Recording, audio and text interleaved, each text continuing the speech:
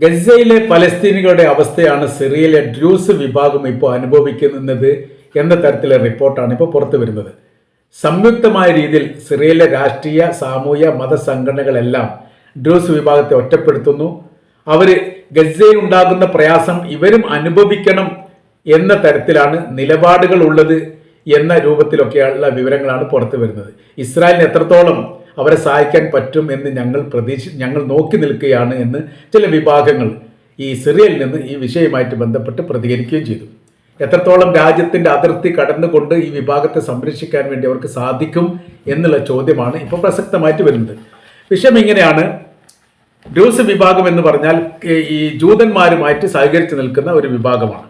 അതിന് ഏറ്റവും വലിയ ഇസ്രായേലിനെ സംബന്ധിച്ചിടത്തോളം അവർക്ക് സംരക്ഷിക്കാനുള്ള വലിയ താല്പര്യം എന്ന് പറയുന്നത്, ഡ്രൂസ് വിഭാഗം എന്ന് പറയുന്നത് ഇസ്രായേലിലെ മുസ്ലിം അല്ലാത്ത ഏക അറബ് വംശജരാണ്. അറബ് സംസാരിക്കുന്ന ന്യൂനപക്ഷങ്ങളാണ്. അതിൽ ഏറ്റവും കൂടുതൽ ഉള്ളത് സിറിയയിലാണ്. സിറിയയിലെ ജനസംഖ്യാനുപാതികമായിരിക്കുന്ന കാര്യം പറയുന്നത് 7 ലക്ഷമാണ്. അത് ലെബനാനിലേക്ക് എത്തുന്ന സമയത്ത് 3.5 ലക്ഷമായി. ഇസ്രായേൽ ആകെ ഉള്ളത് 1.5 ലക്ഷമാണ്. ജോർദാനിൽ 30,000 ആണ്. ഇതാണ് അതിൻ്റെ ജനസംഖ്യാനുപാതികമായിരിക്കുന്ന ഏകദേശ കണക്കുകൾ.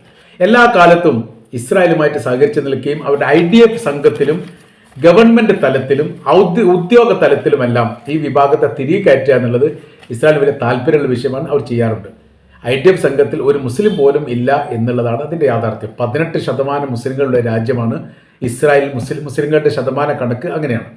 എന്നാൽ ഡ്രൂസ് വിഭാഗം എന്ന് പറഞ്ഞാൽ ഈ പറയപ്പെട്ട ജനസംഖ്യയിൽ ആകെ ഉള്ളത് അവർ 1.5 ലക്ഷമാണ്. തന്ത്രപ്രധാനമായിരിക്കുന്ന പല സ്ഥാനങ്ങളിൽ അവരുണ്ട് എന്ന് പറയുന്നത് മുസ്ലിം വിരോധം വെച്ച് പുലർത്തുന്ന വിഭാഗമാണ് ഡ്രൂസ് വിഭാഗം. പറയുന്നത് അവർ ഈ യുക്തിവാദി രൂപത്തിലാണ് മുസ്ലിങ്ങളെ കണക്കാക്കുന്നത്. അങ്ങനെ എല്ലാ കാര്യങ്ങളും എതിർത്ത് പറയുകയും മുസ്ലിം വിശ്വാസത്തെയും ആചാരത്തെയും അനുഷ്ഠാനത്തെയും കർമ്മത്തെയും ധർമ്മത്തെയും എല്ലാം എതിർക്കുകയും അതോടൊപ്പം തന്നെ ജൂത വിശ്വാസത്തെയും അതിൻ്റെ ആചാരത്തെയും അനുഷ്ഠാനങ്ങളെയും അനുവർത്തിക്കുകയും ചെയ്തു. മറ്റൊരു രീതി പറഞ്ഞാൽ ജൂത വിഭാഗം തന്നെയാണ്. അവരെ സംരക്ഷിക്കുക എന്നുള്ള ഇസ്രായേലിന്റെ ആവശ്യമാണ്. എന്നാൽ അതിർത്തി കടന്നുകൊണ്ട് മറ്റു രാജ്യത്തിലേക്ക് പ്രവേശിച്ചുകൊണ്ട് വലിയ ബോംബ് സ്ഫോടനവും കാര്യങ്ങളൊക്കെ നടത്തിയിട്ട് എത്രത്തോളം ഇവരെ സംരക്ഷിക്കാൻ സാധിക്കും എന്നാണ് സിറിയ ചോദിക്കുന്നത്. അതിന് കൃത്യമായിരിക്കുന്ന മറുപടി പോലും പറയാൻ വേണ്ടി ഇസ്രായേലിന് സാധിക്കുന്നില്ല.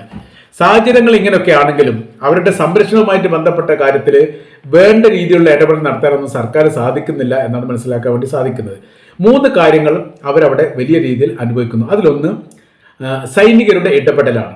രണ്ടാമത്തത് ഭൂപ്രശ്നവുമായിട്ട് ബന്ധപ്പെട്ട കാര്യമാണ്. ഭൂപ്രദേശം ഇവരുടെ ഭൂമി മറ്റുള്ളവർ പിടിച്ചെടുക്കുന്നു, ഇവർക്ക് ഭൂമി നൽകാതിരിക്കുന്നു, അങ്ങനത്തെ കുറച്ച് പ്രശ്നങ്ങൾ അതിൽ നിലനിൽക്കുന്നു.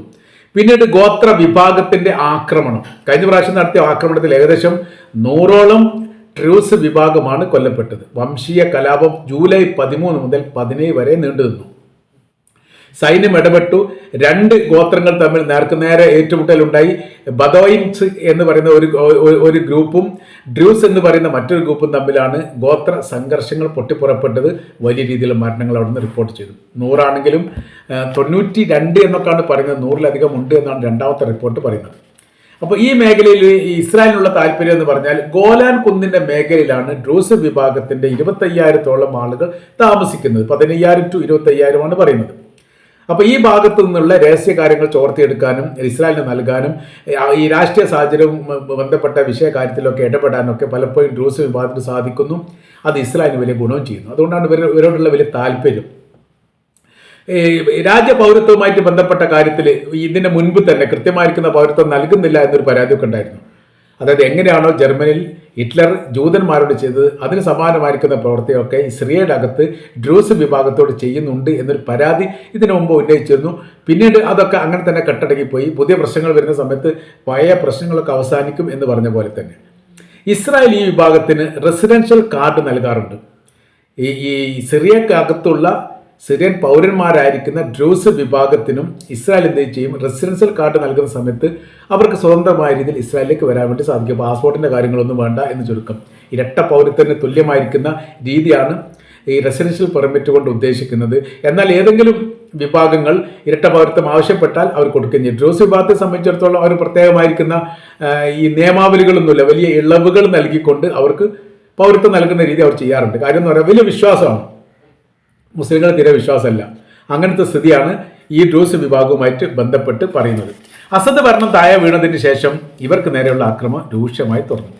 അസദ് ഭരണത്തിലാണ് ആക്രമണം ഉണ്ടാവുന്നത് എന്നുള്ള പരാതിയൊക്കെ ഉണ്ടായിരുന്നെങ്കിൽ പോലും അസദിൻ്റെ ഭരണം താഴെ വീണ് 2024 ഡിസംബർ 8 ശേഷം ഡ്രൂസ് വിഭാഗം നഗര ഗ്രാമീണ മേഖലയിലൊക്കെ ഒറ്റപ്പെട്ടെങ്കിലും ആക്രമണത്തിന് വിധേയമാകുന്നൊരു സ്ഥിതിയും അവിടെ സുരക്ഷിതമായിരിക്കുന്ന സർക്കാരോ സൈനികരോ ഇല്ലാത്തതിനാൽ അവർക്ക് വേണ്ട രീതിയിലുള്ള നീതി നടപ്പിലാക്കാൻ സാധിക്കാത്തൊരു സാഹചര്യങ്ങളും നിലനിൽക്കുന്നു. ഇതെല്ലാം ഭരണ അട്ടിമറിയുമായിട്ട് ബന്ധപ്പെട്ട് ഇസ്രായേൽ ചെയ്ത പ്രവൃത്തിയിൽ അവർ തന്നെ അനുഭവിക്കുന്ന ദുരന്തമായിട്ട് വിലയിരുത്തുകയും ചെയ്തു. രാജ്യം അട്ടിമറിക്കാൻ വേണ്ടി, അസദ് ഭരണകൂടത്തെ അട്ടിമറിക്കാൻ വേണ്ടി പിന്നിൽ പ്രവർത്തിച്ച അമേരിക്കയും ഇസ്രായേലുമാണ് എന്ന് റഷ്യയിലേക്ക് അഭയം തേടിയിരിക്കുന്ന ബഷർ അൽ അസദ് 2024 ഡിസംബറിന് ശേഷം 11-ാം തീയതി സോഷ്യൽ മീഡിയയിൽ ആ കുറിപ്പ് ഇടുകയും ചെയ്തു. എൻ്റെ ഭരണം അട്ടിമറിക്കുന്നതിൻ്റെ പിന്നിൽ പ്രവർത്തിച്ചത് ഇസ്രായേലും അമേരിക്കയുമാണ്. അതിൻ്റെ ദുരന്തവും കാര്യങ്ങളൊക്കെ ഇപ്പോൾ അവർ അനുഭവിച്ചുകൊണ്ടിരിക്കുകയാണ്.